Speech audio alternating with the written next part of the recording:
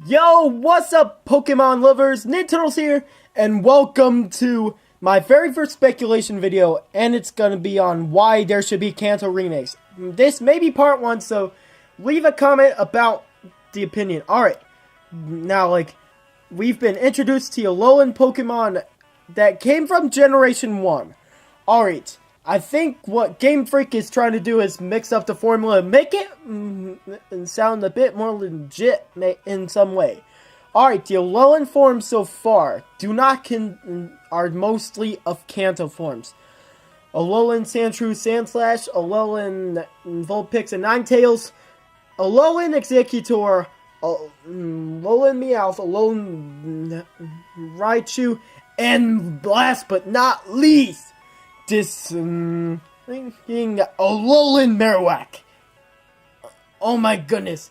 If I were to be able to get this thing, totally up hype. I mean that would be as hype as a Psyduck using its psychic power. I'm loading the image. Literally, man.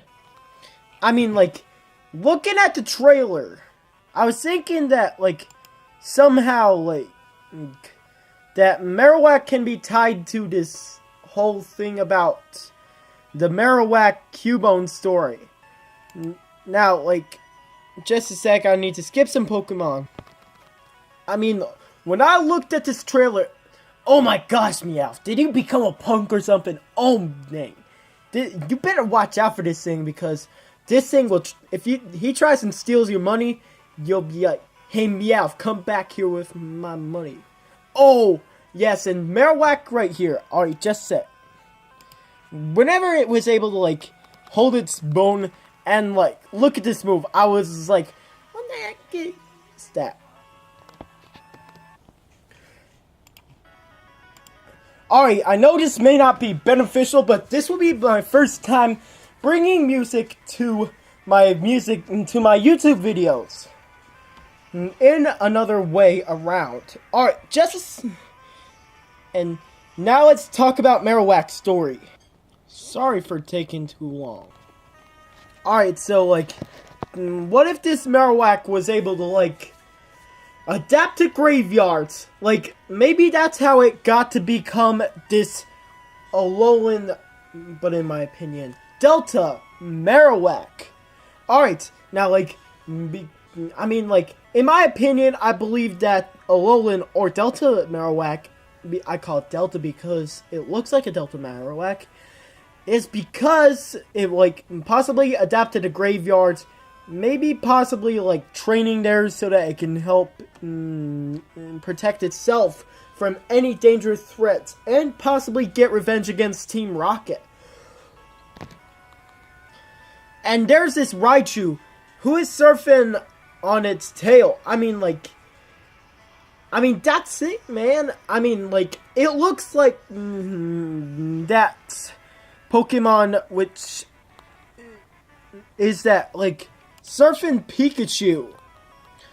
I mean, maybe the Marowak that was able to visit Cubone must be the same Marowak that must have gotten into the body to, encourage Cubone to transform into its ghostly form. If it were to be fighting along its son. Or possibly daughter. I would just call it child, because, a Cubone is a child, and possibly Cubone is a Pokemon, plus it might be genderless. Who knows, maybe Arceus knows that, duh. Literally, man. Possibly, how I can say this, in my own sorry. Shoot. How I can honestly say this, in my own opinion, I think those Pokemon are Delta forms, because not only should I think they belong to Alola, but they should belong to other regions too, such as the Alolan Vulpix and Ninetales, also known as Delta. And the same Sandshrew and Sandslash can adapt to new climates. Alright, this is it for this video, so subscribe and leave a comment. This is going to be part 1. Peace!